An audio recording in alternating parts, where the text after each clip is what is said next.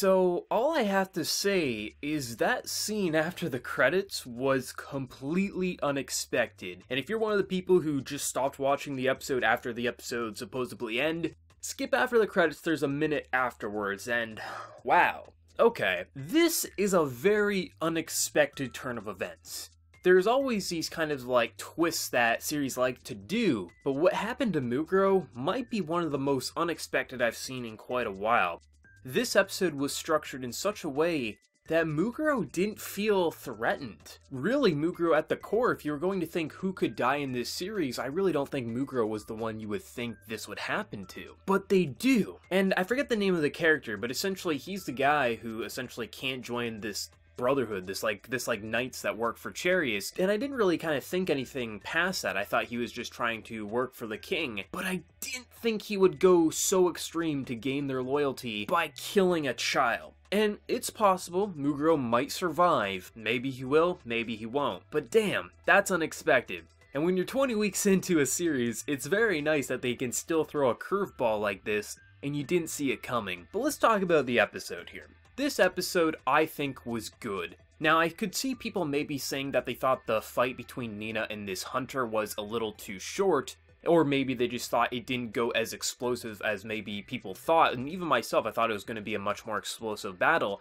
But I like the more subtlety that they went with it, because really, at the end of the day, a trained dragon hunter versus a girl who just mastered her abilities to turn into a dragon willingly, she probably wouldn't last in a fight that long against him, so the fact that the fight really was like a minute, it actually makes it feel more believable in the fact that she did get her ass beat so easily, especially after having her heart broken by the man she loves. It makes total sense that she doesn't hold her own against him for far too long, and ultimately how basically Favreau and Kaiser kind of like stopped the battle and then Muguro coming in. I think the battle was fine. This wasn't the endgame battle anyway. I definitely thought it was going to be more insane, but I actually appreciated it after it was finished. I was like, you know, Nina going up against a guy like this, she shouldn't be able to hold her own. So the fact that she kind of did get her ass beat actually makes it pretty damn good. And I can already tell, there's going to be people. It's going to be people who try to tell me, look, Brandon, Charius never loved Nina. He gave the order to kill Nina. And I mean, I'm going to just say this one last time here, because there still are people week to week who try to tell me this. No joke, be it Twitter,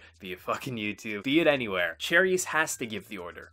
If he doesn't give the order, he's going to lose the respect of his men, he could get overthrown, and his plan won't succeed. So what he does is, of course, he gives the order. Yes, he has to. That's why he broke it off with Nina. That's why he said we can't see each other anymore. If he wanted her dead, he could have just kept her hostage on that balcony. He could have literally just held her there, have his men, or just have himself kill her. He says that he doesn't love her, and the fact that it was all kind of like a hoax there, because he wants her to run as far away from him as possible, so that when his men are coming to kill her, that doesn't happen. And when the knight basically says, we took out the red dragon, he doesn't show a reaction because he can't. And also, he probably believes that she probably didn't truly get killed. I mean, if anything, Nina's shown she's a powerful girl at the core, like she's not someone who goes out too easily, so he probably doesn't believe. And even if he did believe that she was dead, he can't show a reaction in front of anyone because he's the king, he has to have that face. So if that doesn't explain it, I don't know what the hell will. But I really, really like this episode, mainly because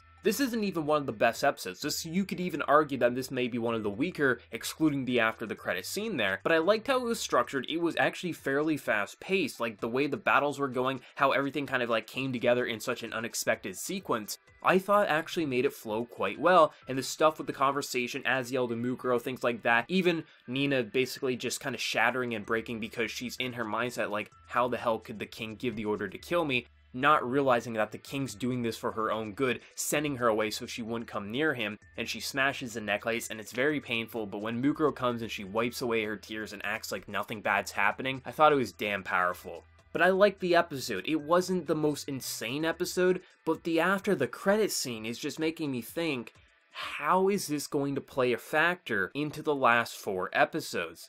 They got so many ways that they can take this, but I have to say, the relationship between Charius as well as Nina is still fantastic, and I can't wait to see ultimately what their final interaction is going to be like, a good one or a bad one, because what ultimately needed to happen was he needed to send her away so he could tear open this rift. And tearing open the rift, it's kind of interesting, like what ultimately is his plan? Is his plan possibly to be able to defy the gods and the demons and revive the dead maybe? Like there's so many ways that they can take it. A lot of people are saying like he wants to revive Bahamut, like the old dragon, the power to the humans, things like that. They definitely could do that, but I'm generally curious if he's going to go more and try to take the power of the gods into his own hands and be able to control life or death. And if he does that, that'd be very, very interesting, especially if he wants to be able to gain immortality or something like that. They have so many ways that they could take his plan. But either way, I'm interested in seeing what he's willing to throw everything away for, because this plan, his knights are all for it. It's going to be interesting, but ultimately Charius has proven he's someone who wants the best for humanity, no matter the cost, even at his own happiness.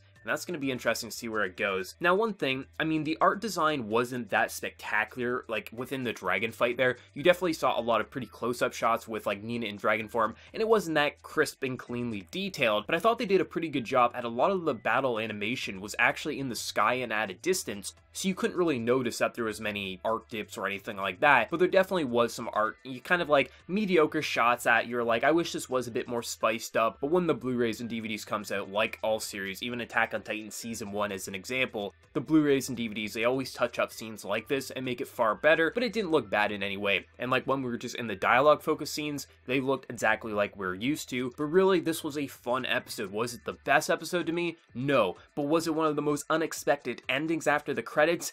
Absolutely. And I mean, kind of the takeaway for me for this episode is, one, is Muguro dead? Is he truly lying there dead, or is he going to be saved? I mean, he is a god, so to speak, so maybe there's going to be come out of this unharmed. It's unlikely, but ultimately, is Nina gonna see exactly what Charius is doing, and that he's actually not hating her, and basically the order that he had to give was because he is a king, but at the same time, you have to basically protect the one you love, and the best way to do that is to get her as far away from him as possible. And that relationship, I don't see it having a happy ending, but in a series like this, really is there ever gonna be a happy ending? But I'm interested to see where it's gonna go next week. That cliffhanger is something else, and I'm very excited to see what's gonna happen. But let me know your thoughts down in the comment section below. Was this a very unexpected ending for an episode? Because it definitely was for me. Let me know your thoughts, and before you leave, smack that like button, share your support. If you're new to the channel, be sure to subscribe. So until next time, everyone, please take care and have a good one.